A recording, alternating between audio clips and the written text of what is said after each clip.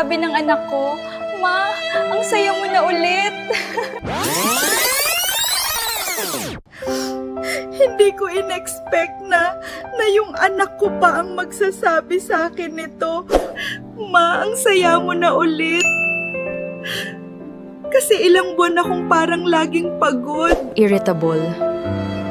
Yung tipong gusto ko lang matulog pagka-uwi. Akala ko normal lang. Kasi pag nanay ka, ganun talaga daw. Hanggang napagtanto ko, paano ko aalagaan ang pamilya ko kung hindi ko inaalagaan ang sarili ko. Kaya nag-start ako sa maliliit.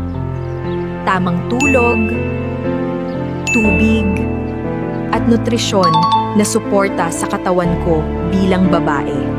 Unti-unti, bumalik yung sigla ko. Hindi overnight ha, journey to.